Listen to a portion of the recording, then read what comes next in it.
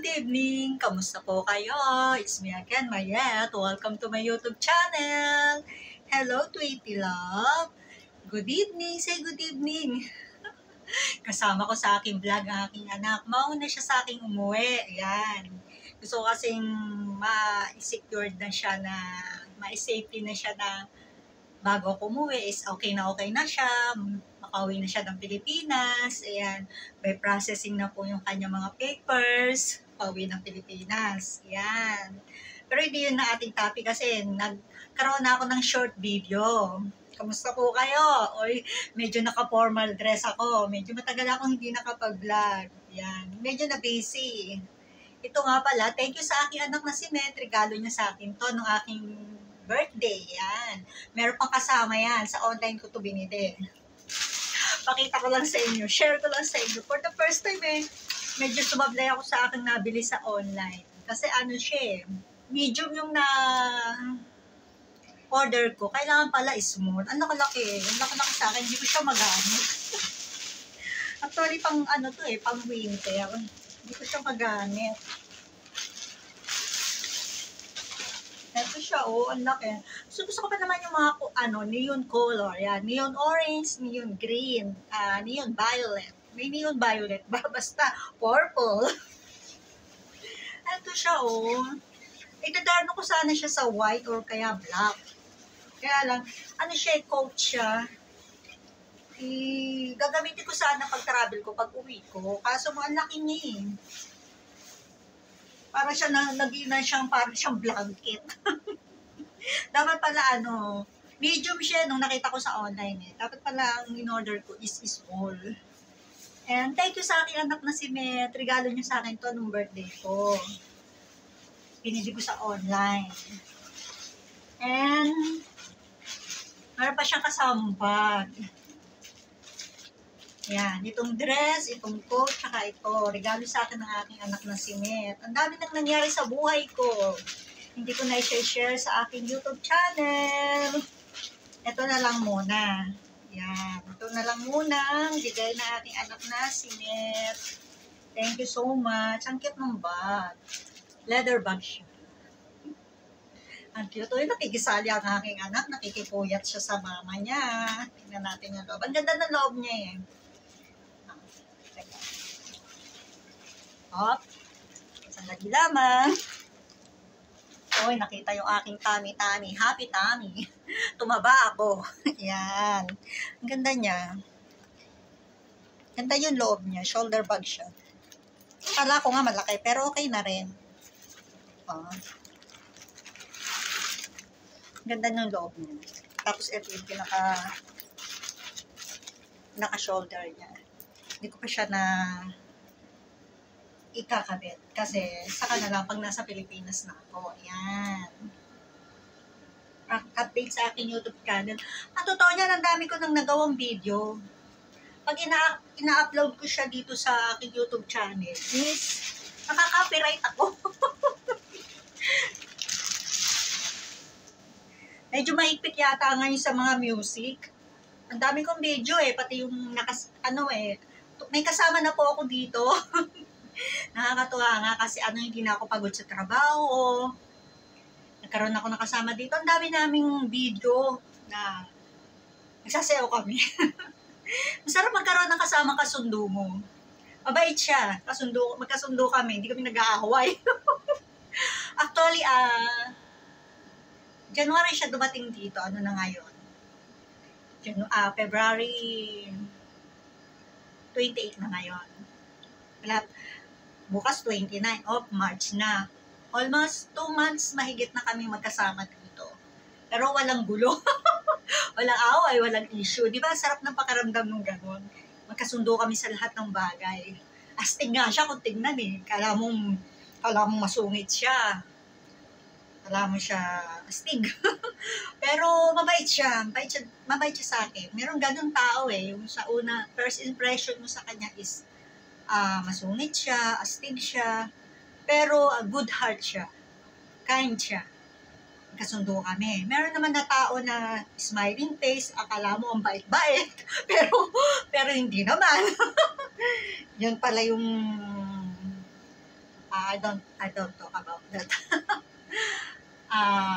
Sa matotal talagang wala sa first impression ng isang tao, makikita mo ang attitude ng isang tao. Kung hindi, pag nakakasama mo na siya, kita nyo naman, almost 2 months na kaming magkasama, magkasundo kami sa lahat ng bagay.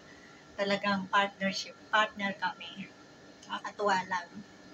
Yung bang, dumating ako sa point na masaya akong aalis dito. Na nakuha ko na yung goal ko. Na ready na akong bitawan ang 9 years ko dito sa aking trabaho. Na chine-cherish ko na lang yung last year ko dito. Yung lahat ay, kasi pag umalis ako dito, hindi na ako babalik naman na dito, hindi ko na ulit makikita to. Cherish ko na lang yung mga moment na narito ko. Tapos yung magkasama kami, talagang bonding kaming dalawa nung kasama ko dito. Wala siya dito ngayon eh. Nandun siya sa kabila. Hiniram muna. Pero nakakatuwa. Kasi ang gaang ng pakiramdam na kasundo mo yung kasama mo, masaya kami, wala kaming problema. Sa mga nagdada, 2 days pa lang, may gera na. Natatawa na lang ako pag naaalala ko lahat ng bagay na yung before, 2 days pa lang, may gera na. Pero ngayon kami, 2 months na, talagang masaya kami. Mabait siya. Mabait siya sa akin. Yun ang napaka-importante sa lahat. Yung importante po kasi sa trabaho yung kasama mo, kasundo mo, nagtutulungan kayo, nagmamalasakit at tayo. Importante po yun. Kaya yun yung pinagdasal ko eh. Salamat naman sa Diyos, dininig niya. Kaya magaang yung kalooban ko na bibitawan ko to. Talagang nung 7 years ako dito, hindi ko pa siya mabitawan. Nung dumating yung 8 years, nagbakasyon ako, bumalik pa ako dito. Nagkaroon ako ng mga struggle, pero para bang yun yung way ng God para bitawan ko na. Kasi kung hindi pa ako nagkaroon ng problema sa trabaho, hindi ko pa ito bibitawan. Hindi ko pa ito susukuan. Kaya, pinahintulutan ng Diyos na magkaroon ako ng mga struggle, ng mga pagsubok para totally bitawan ko na siya. Totally sukuan ko na siya, na maluwag na sa loob ko, na i-close na ko na yung book ko dito. Yung journey ko dito, i-close ko na. At manangan ako na talaga naman na when the door is closed, God will open the windows. Kaya hindi ako nawala ng pag-asa. Yung lungkot ko, napalitan ng saya.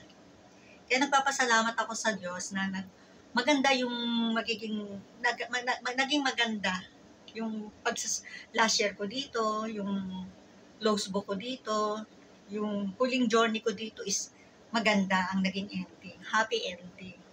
Ganun naman talaga kung minsan nagkakaroon ng problema, nagkakaroon ng struggle, para marami ka pang matutunan, marami ka pang ma-experience, marami ka pang maging aral sa buhay. Kaya nagpapasalamat ako sa Diyos kasi dinidinig niya yung lahat ng panalangin ko. Iniingatan niya ako, ginagabayan niya ako dito. Ang dami-dami ko nang gusto i-share sa inyo. Mga nangyari, masasayang nangyari ng pagpasok ng 2024. Napik yung yung 2024. Hindi umayon sa akin ng panahon ng 2023. Pero umayon ng panahon ng 2024. Thank you, Father God. Nagpapasalamat ako sa Diyos kasi masaya ako. Peaceful yan. Maganda yung ending, happy ending. Ang dami kong gustong i-share sa inyo. Dami kong naging video na in-upload dito, pero nakaka-copyright ako. Masaya nga, kami dalawa, nagsasayaw kami, talagang unlimited yung story namin, yung kwentuhan namin, lagi kami masaya, di ba? Sarap nung gano'n. Tapos, ang isa pa, yung mahal niya itong alaga ko, yung pusa ko. Mahal nga di siya ni Tweety. Kanina, aalis siya eh. Humahabol pa si Tweety. Talagang nung naglagay pa siya ng damit, para talaga alam niyo po yung mga pusa, para silang bata, nag-isip sila. Kaya gano'n na lang yung pagmamahal ko dito sa aking anak na to. Nag-i-impake siya ng mga ilang konting damit. Ganyan siya, oh. Tingin siya, tapos tinitingnan din niya yung bag. Iniikutan niya yung bag nung kasama ko dito. Tapos tinitingnan niya yung kasama ko, tapos tinitingnan din niya yung bag. Inisip niya siguro sa kaya pupunta to. Tapos nung aalis, bigla siyang tumayo, tinignan niya. Bigla siyang, nakahiga siya ganyan, bigla siyang tumayo, tinignan niya. First time ko nakita ganun yung anak ko, itong alaga ko na ganun. Nagwo-worry siya. Tapos pagka natutulog kami, pagka natutulog ako, ginigising niya ako, ayoko pang bumangon para madaling araw kasi ganyan ng mga may alagang pet, may alagang pusa. Madaling araw nang gigising, hihingi pagkain, ayoko pang bumangon. Alam, may second option siya. Akit siya doon sa kasama ko, yun naman ang gigisingin niya. Mapipilitan ako ngayon bumangon kasi ginigising niya, ma, gano'n, nang gigising siya, may second option siya. Kaya ang ginagawa ko, bumabangon ako para hindi niya gisingin yung isang kasama ko. Alam niyo, mapagmahal din sa pusa yung nakasama ko dito. Mahal din niya itong alaga ko. Ganun ang hayop eh, nararamdaman nila yung, pag mabuti kang tao, nararamdaman nila. Pag mahal mo sila, nararamdaman nila yan. Pag galit ka sa kanya, nararamdaman din nila yan. Pag mabigat yung loob mo sa pusa, sa hayop, nararamdaman ng mga hayop yan eh. Kaya talagang nagpapasalamat ako sa Diyos kasi mahal niya yung alaga kong pusa. Yun yung isa sa pinaka-worry ko eh. Kaya nga talagang inasikaso ko na mabilisan, maiuwi na ito yung aking anak para makasiguro ba ako na maayos na siya sa Pilipinas kasi hindi ko magagawa na in 3 years kasama ko ang anak ko dito, anak kong pusa. Anak ko na si Tweety. Tapos iwanan ko siya, hindi kaya ng power ko yun. Malulungkot ako, manghihinayang ako, baka dalhin ko habang buhay yung konsensya ko na iniwanan ko yung pusa ko dito. Kaya kahit na medyo, hindi naman ganun kamahal yung magagastos, kahit na medyo mahal, hanggang sa loob ko, hindi ko ramdam yung gastos. Ang importante sa akin, maiwi ko siya. Tapos gustong-gusto din ng aking anak na si Francis na makita siya, maalagaan siya. Pati yung apo ko, gustong-gusto din ang pusa. Kaya maganda yung kalalagyan niya sa Pilipinas. Prepared lahat. So, yun yung pinaka-share ko sa inyo. Unti-unti kong isi-share sa inyo yung mga happy moment ko dito. Kasi cherish ko na lang yung last year ko dito eh. Kaya nagpapasalamat ka ako sa Diyos sa dinasal ko talaga nung ng pagpalit ng taon eh, pagpasok at yung pagpapalit at pagpasok ng taon na ibigay na niya sa akin itong 2024. Hindi man umayon ng takbo ng panahon noong 2023, naging lesson naman sa akin yun, naging marami akong natutuhan, naging matatag ako, mas strong kaysa dati. Kumbaga, may mga bagay na kailangan na natin i-give up, sukuan, kasi merong naghihintay sa atin mas higit. Hindi ito yung final destination ko eh. Dito ko na-realize na hindi ito yung final destination ko. Temporary lang. Almost 1 decade na ginugol ko dito is tama na, enough na. Tapos na, magsasara na. Kaya sabi ko, Lord, ibigay mo na sa akin yung 2024. Hindi man umayon ng panahon ng 2023, ibigay mo na sa akin yung 2024. Ibinigay naman niya. Pagpasok ng 2024, napakaganda, napaka-peaceful and successful. Na-pick ko lahat ng mga goal ko, na talagang umaayon ng panahon. Napakasarap po ng pakiramdam ng gano'n, na talagang alam akin to. Tsaka naaayon sa kalooban na ng Diyos. Yung mga desisyon ko, yung mga nangyayari sa buhay ko, naaayon na sa kalooban ng Diyos. Lahat dinibig niya, lahat nangyayari. Kaya yun yung pinapasalamat ko sa Diyos sa gabing ito, na talagang pagka taimtim ka na nalangin sa Diyos, taimtim ka, nagtiwala sa Diyos, pinagkatiwala mo sa Kanya yung mga buhay mo, tapos yung mga desisyon mo, pinapanalangin mo sa Diyos, nagkabayan mo, ginagabayan ng Diyos, nagtatagumpay. Kaya lagi ako nagpapasalamat sa Panginoon na sa lahat ng tagumpay na binigay niya sa akin, pati yung mga struggle, mga pagsubok na binigay niya na pinahintulutan niya, kasi actually hindi ang Diyos ang nagbibigay ng pagsubok eh. Pinapahintulutan lang niya kasi meron siyang, para tayo matuto. Meron siyang gustong mangyari sa buhay natin. Kaya pinapahintulutan niya. Kaya yun yung naunawaan ko na hindi ito yung final destination ko, temporary lang at enough na, tama na. Meron pang naghihintay sa akin na mas magandang bukas, mas magandang buhay. Kung ano man yun, ang Diyos lang nakakaalam at pinagkakatiwala ako sa Kanya lahat-lahat ng bagay sa buhay ko, sa buhay ng aking pamilya, sa aking mga anak, mga apo. Napakaraming magagandang moment na nangyari. Ngayong 2024, mula January hanggang ngayon na February 28, napakaraming magagandang memories moment na nais kong i-share sa inyo upang kapulutan ng aral, mag-inspirasyon na anuman hamon ng buhay, huwag tayo susuko. Laban lang. Keep on fighting. Ayan. At magsasucess tayo sa buhay. Ayan. Kaya nagpapasalamat ako sa Diyos. Tignan mo yung aking anak. Nakikinig-kinig siya, nakikisali siya sa vlog ko kasi syempre, kasama ko na siya, part na siya ng buhay ko, anak ko na siya kasi ganun eh. Pagka may alaga kang pusa, hindi sila basta pusa lang. Sila ay anak natin. Yan. Para silang bata talaga na may puso, may isip, natuturuan, nakakausap, nakakaunawa, nakakaintindi. Ayan. Kaya nga sabi, huwag kang magmamalupit sa hayop kasi paparusahan ka ng Diyos. Totoo po yun. Lalo na yung lahat, kahit anong hayop, mamahalin natin. Mapagmahal po kasi ako talaga sa hayop, lalo na sa pusa, sa aso. Pero first time ko nagmahal ng pusa na talagang para siyang anak ko talaga. Kaya nagpapasalamat ako sa Diyos kahit binigyan niya ako ng mag-aasikaso para, legit na mag-aasikaso para maiuwi siya ng Pilipinas. Ayun, maraming salamat sa Diyos talaga sa lahat. Sa mga susunod na vlog ko, may share ko pa sa inyo. Sana panoorin niyo ako, samahan niyo ako. Next time, papakita ko sa inyo yung kasama ko dito, yung friend ko siya. Sabi kong kaibigan ko siyang tunay. Kasi ganun eh, sa unang araw, pangatlong araw, makikita mo na kung tunay yung kasama mo. Makikita mo na yan eh, mararamdaman mo na yan.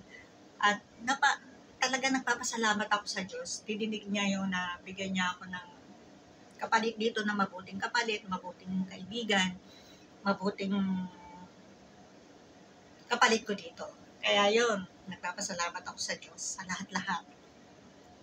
Lahat ng proseso, maayos. Lahat ng goal ko nangyayari, natutupad.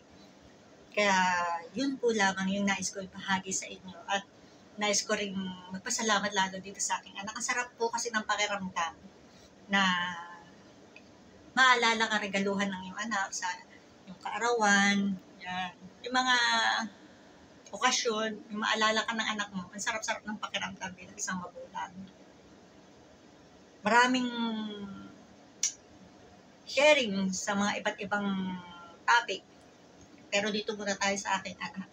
Tsaka dito sa regalo sa akin ng aking anak na si Nene.